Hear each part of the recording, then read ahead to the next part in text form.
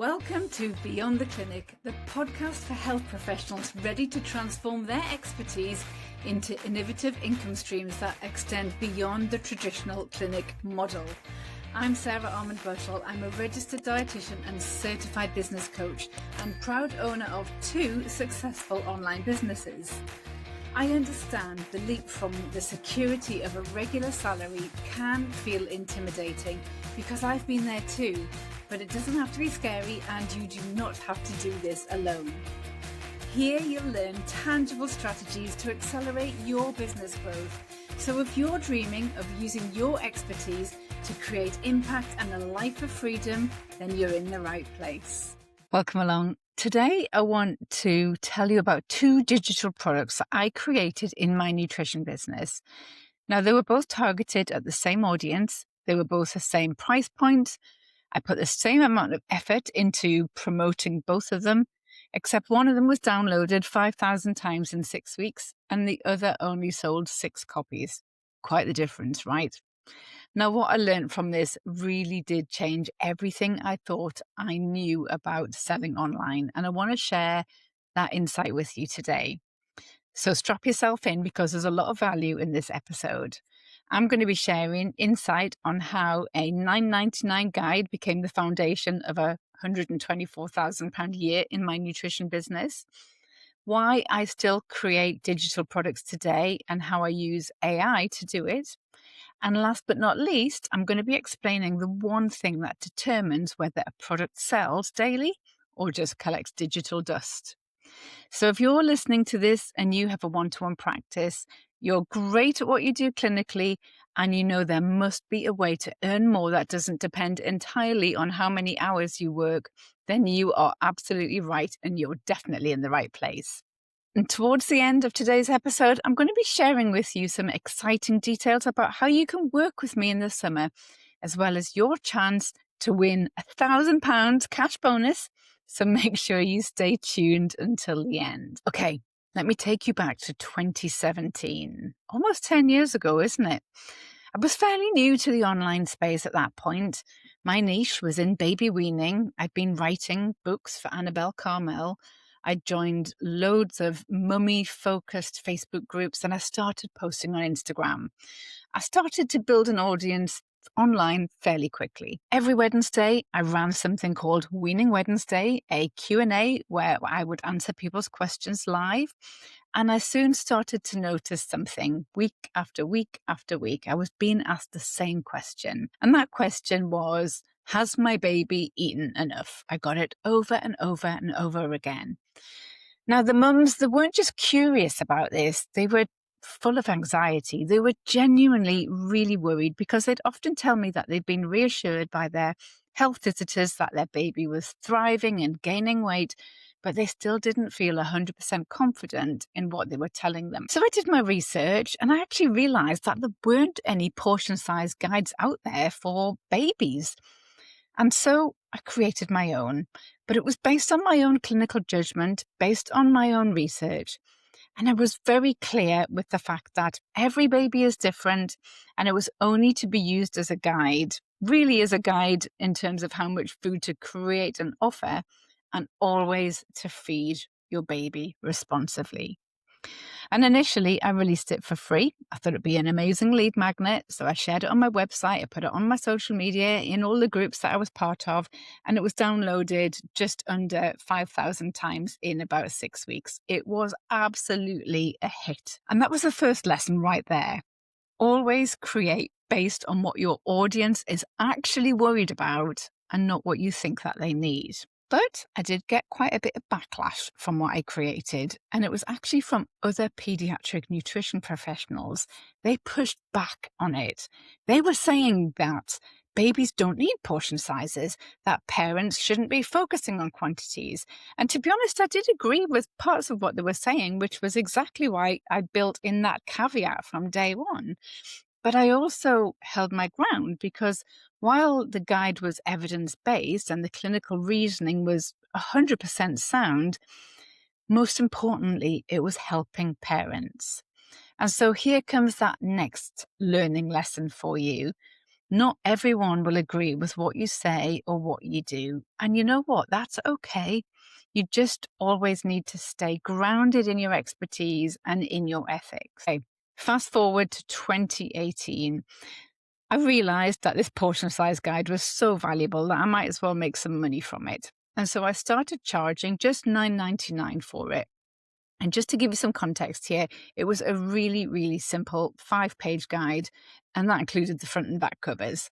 It wasn't anything fancy, did not take me very long to create, and it's still selling for me actually to this day. It usually brings in somewhere between £400 and £800 a month, depending on how much I talk about it. But trust me, you do not need to go big or fancy with this kind of thing. My portion size guides worked not because they were long or complex or beautifully designed. They worked because they answered the question that was being asked that mums were lying in bed awake fretting about at 2 a.m. So, before you create your first or your next digital product, the question to ask yourself is, what is my ideal client lying awake worrying about at 2 a.m.? That is the topic that you need to create it on. Now, I created another product around the same time, and this was a weaning recipe ebook. It was aimed at exactly the same audience, that big audience. It was very large, it was engaged, it was full of these mums who were interacting with my content. It was the same price as my portion size guide. I put exactly the same amount of effort into promoting it as the portion size guide. It probably took a little bit longer to create it because I photographed all my own recipes. And it was genuinely good. It had loads of recipes. It was structured really well. It had foods for all the different stages of weaning. It was genuinely super useful, and I promoted it everywhere on my social media, in my blogs, banners on the website homepage, other people's Facebook communities, on my email list, which at the time was over 10,000 people. And in 6 weeks, I sold a grand total of 6 copies. Yep, just 6. And I remember thinking, well, how does this make any sense? Because everything looked right on paper. I had the audience. I was selling at exactly the same price point that I sold so well before. It seemed like the logical next step after the portion size guides. I had a solid promotional plan. But when I stepped back and I looked at why this digital product flopped so much, the answer was crystal clear. Those mums weren't sitting there thinking, I need more recipes. They had BBC Good Food for that. They had free content on Instagram. They had Annabelle Carmel's recipe books. They had endless options already in front of them. So for them, the recipes weren't the problem. They didn't need ideas. These were just a nice extra. But the portion size guide solved something that they were actively worrying about. And there's a huge difference between these two things. There's a big difference between a nice to have and a need to have product. But this is not to say that the product itself was a failure. It was actually a failure of understanding what the audience was urgently trying to solve at that moment in time. Which leads me on nicely to what I did next. So you might assume that I just scrapped that weaning recipe ebook, but actually I didn't scrap it. I just changed where it sat. I added it as a small add-on to the weaning course that I was actually selling. And guess what? It started to sell really well. Around 70% of the course buyers then purchased it at the point of checkout. Why? How? Well, because the context was completely different. So the mums who were investing in the weaning course were primed. They were motivated. They were in buying mode. And so this recipe book felt like the next logical step.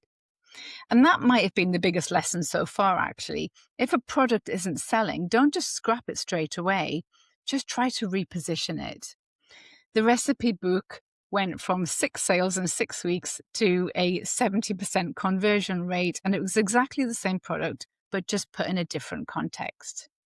And by the way, it's times like this when it's so useful to have a business mentor, because when you're in it and things just are not working, it can feel like you're failing or your offer is rubbish, when actually sometimes you just need someone who can look at what you've created and see the bigger picture and go, you know what, the product is fine, but it's the placement that's wrong. That would have saved me weeks of confusion. And that's exactly why I do what I do now, to help health professionals like you see what's actually going on in your business so you can make the right changes quickly and start seeing results. Now, it feels like a lifetime ago when I created that portion size guide, but it will always be something that sticks in my mind because that little guide was just the first domino.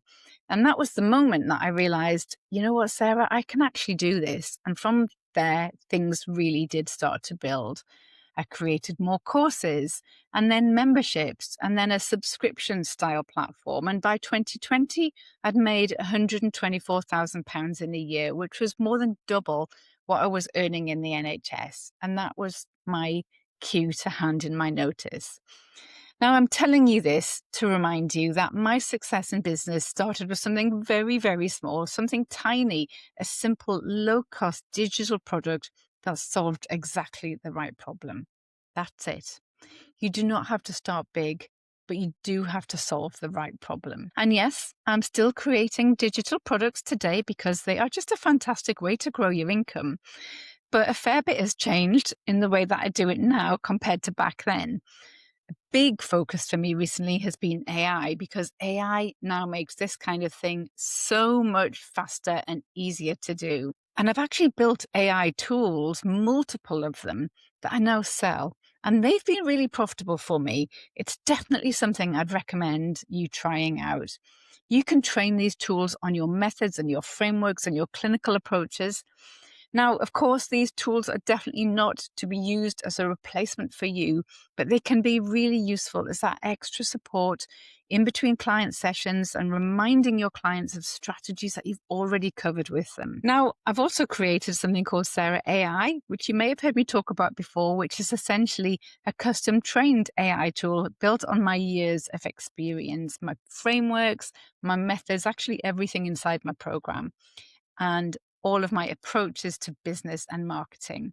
It understands the regulated health professional world and it helps healthcare professionals in business to make better decisions and get answers to their questions anytime. And it's available 24/7, of course, and it's just £49 a month.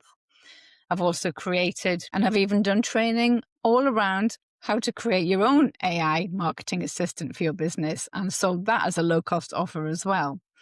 So yes, digital products absolutely have evolved, mainly thanks to AI tools making it just faster and easier for us. But ultimately, the idea is exactly the same.